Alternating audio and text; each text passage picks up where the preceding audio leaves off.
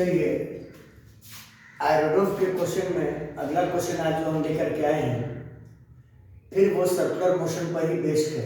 ठीक है, सवाल जरा पढ़ेंगे। ए पॉइंट मूव्स विथ डिसेलेरेशन। तो डिसेलेरेशन का मतलब ये हुआ कि उसके वेलोसिटी का मैग्नीट्यूड घट रहा है। वेलोसिटी का मैग्नीट्यूड क्या हो रहा है? घट रहा है। इसका मतलब हुआ कि magnitude of velocity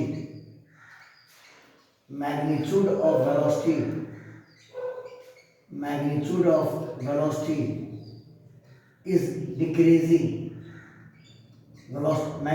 Magnitude of velocity is decreasing. ठीक है, along the circle of radius r, so that at any moment its tangential and normal acceleration. Normal का मतलब वही है जो आप पढ़ते हैं, रेडियल या सेंट्रीपिटल एक्सेलरेशन। रेडियल या सेंट्रीपिटल एक्सेलरेशन, वही बात है, रेडियल या सेंट्रीपिटल एक्सेलरेशन। ठीक है, आर इक्वल इन मैग्नीट्यूड, मतलब किसी भी टाइम पर टेंजेंशियल एक्सेलरेशन का मैग्नीट्यूड और रेडियल एक्सेलरेशन की वैल्यू दोनों बराबर है। जीरो टाइम पर पार्टिकल की वेलोसिटी थी v0। ठीक है, इनिशियल टाइम पर पार्टिकल की वेलोसिटी थी v0।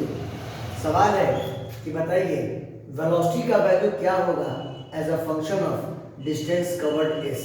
जब पार्टिकल इस दूरी तय कर लेगा, जैसे मान लीजिए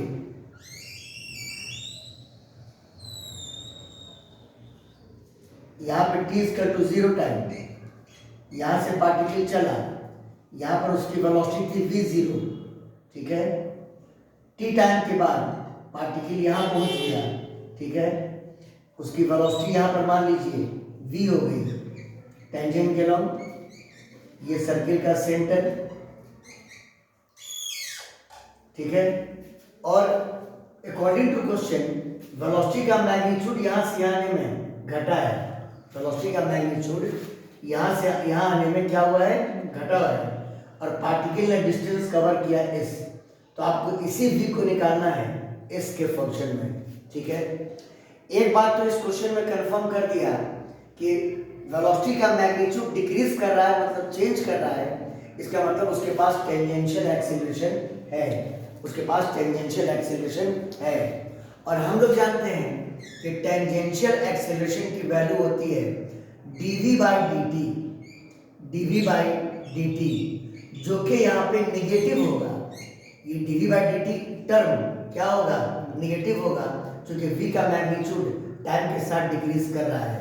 ठीक है, अगर आपने मान लिया कि t टाइम पर उसकी वेलोसिटी v है, तो उस टाइम पर जो रेडियल एक्सेलरेशन होगा, जिसको क्वेश्चन ने कहा है नॉर्मल एक्सेलरेशन, तो ar बराबर होगा v² बाई सर्किल का रेडियस अगर r है तो v² बाई कितना?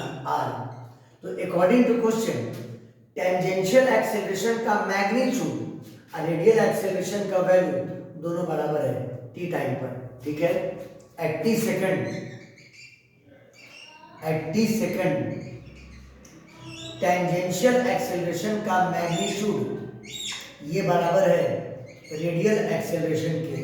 ठीक है, ये बताइए at को अगर आप डालते हैं यहाँ पर dv/dt, तो dv/dt तो नेगेटिव है। तो जैसे मॉड ऑफ x, आप जानते हैं कि मॉड हमेशा पॉजिटिव वैल्यू बताता है, और x चूंकि नेगेटिव है तो मॉड जब घटेगा और पॉजिटिव वैल्यू लाना है आपको, तो आपको -6 लिखना होगा, तब जाकर के ये पॉजिटिव मिलेगा आपको। बात फॉलो किए, इसलिए मैग्नीट्यूड मिलेगा आपको, है ना। तो at का वैल्यू अगर आप यहाँ पर dv/dt पुट कर करके मॉड हटाते हैं, तो मॉड हटने के बाद वो हो जाएगा -dv/dt। क्या हो जाएगा? -dv/dt, यानी इसको लिखा जाएगा -dv/dt,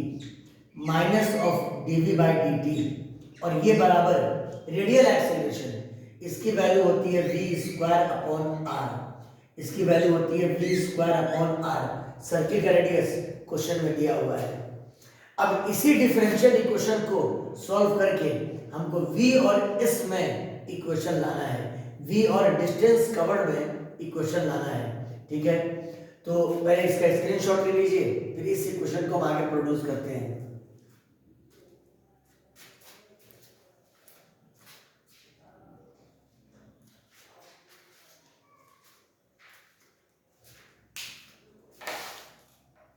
देखिए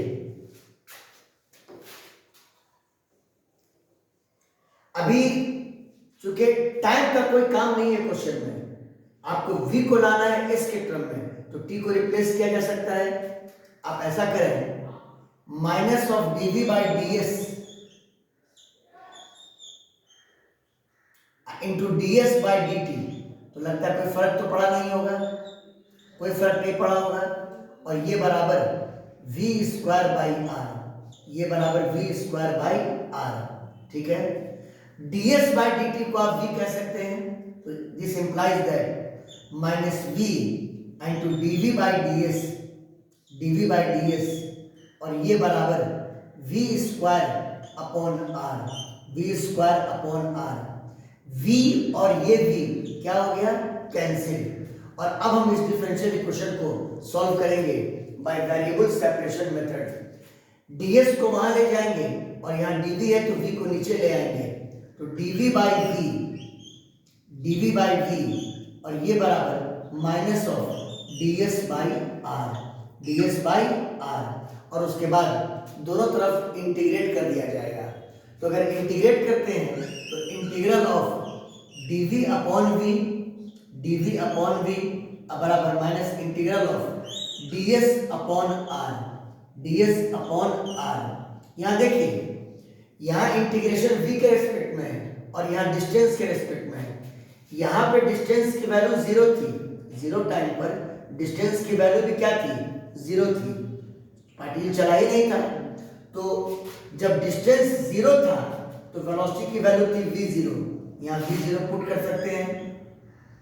और जब डिस्टेंस की वैल्यू s हो गई तो वेलोसिटी की वैल्यू आपको v हो गई। तो आपको इसी v और s में रिलेशन लाना था। समझिए आपका सवाल 80% अब बन चुका है।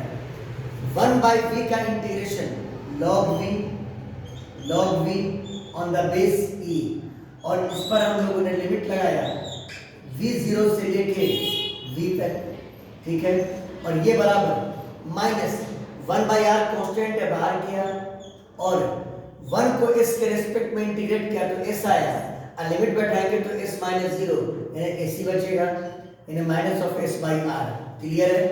अब v के जगह पहले अपर लिमिट, तो log v on the base e, log v on the base e minus log v0 on the base e, और ये बराबर minus of s by r, minus of s by r। log m minus log n, base same है, log m by n, यानी log v by v0 on the base e, और ये बराबर minus s by कितना, r, है ना।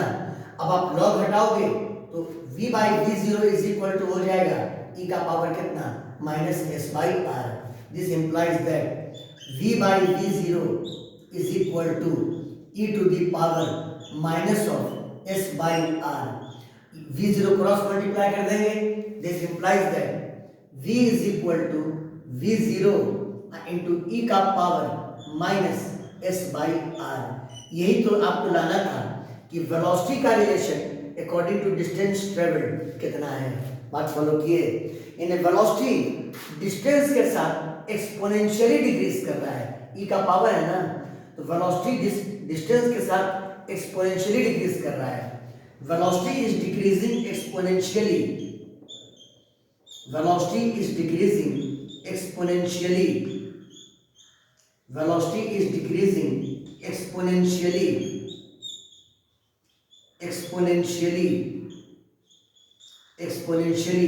with distance, है ना।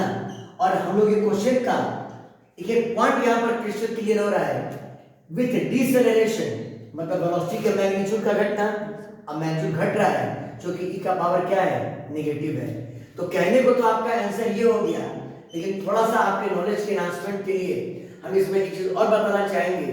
अगर एडवांस वगैरह में ये क्वेश्चन पूछे, मेल से पूछे, तो मैं तो यही पूछ सकता है कि वेलोसिटी के मैग्नीट्यूड और डिस्टेंस ट्रेवल्ड के बीच का ग्राफ क्या होगा?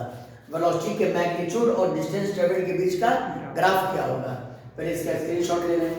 आंसर आपका यही हो गया, v equal to v0 into e का power minus s by r।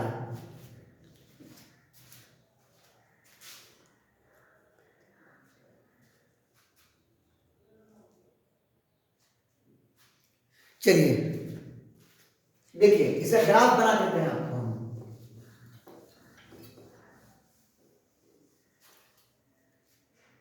v is equal to आया v0 इंटू e का power minus s by r, है ना।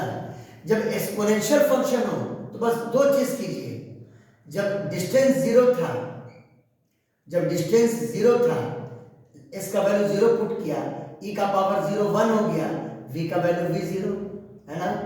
इनिशियल डिस्टेंस पर वेलोसिटी की वैल्यू कितनी? v0। अब जब डिस्टेंस इनफाइनाइट टेंड कर जाए, मतलब पार्टिकल अगर इस सर्कुलर मोशन पर इनफाइनाइट डिस्टेंस ट्रेवल कर जाए तो e का पावर माइनस इंफिनिटी, कैलकुलस में रिजल्ट है limit of x to the power n, अगर n टेंड कर रहा हो इंफिनिटी तो ये लिमिट जीरो हो जाएगा, अगर n टेंड कर रहा हो माइनस इंफिनिटी, n टेंड कर रहा हो कितना? माइनस इंफिनिटी, ये लिमिट जीरो हो जाएगा अगर बेस का वैल्यू 1 से ज्यादा है, अगर बेस का वैल्यू 1 से क्या है? ज्यादा है। तो यहाँ पर e जो है, e का वैल्यू होता है 2.7 जो कि 1 से क्या है? ज्यादा है, और उसके ऊपर माइनस इन्फिनेटिव पावर आप डाल रहे हैं, इसका वैल्यू इन्फिनेटिव बाई r तो इन्फिनेटिव ही होगा, तो e का पावर माइनस इन्फिनेटिव, तो वेलोसिटी की वैल्यू टेंड कर जाएगी 0, है ना। इनफाइनाइट डिस्टेंस ट्रेवल कर लेने के बाद वेलोसिटी की वैल्यू क्या हो जाएगी? 0 हो जाएगी। तो ग्राफ अगर प्लॉट करना हो आपको तो देखिए, इधर डिस्टेंस ले लिया और इधर आपको वेलोसिटी का मैग्नीट्यूड ले लिया v, है ना। जब डिस्टेंस 0 था तो वेलोसिटी की वैल्यू v0 थी, यहाँ वेलोसिटी की वैल्यू ले लीजिए v0, और जैसे जैसे दूरी आगे बढ़ेगा वेलोसिटी घटता जाएगा, और घटते घटते घटते घटते आप इसके बिल्कुल पैरेलल कर दीजिएगा ग्राफ को, एकदम बिल्कुल समझिए टचिंग लाइन में आ जाएगा, लेकिन बिल्कुल पैरेलल हो जाएगा, मतलब वेलोसिटी टेंड करके 0 हो गया, है ना। किस टाइम पर? इनफाइनाइट टाइम पर। बात फॉलो किए। इस ग्राफ को आप कह सकते हैं exponential decay of speed of the particle, exponential DK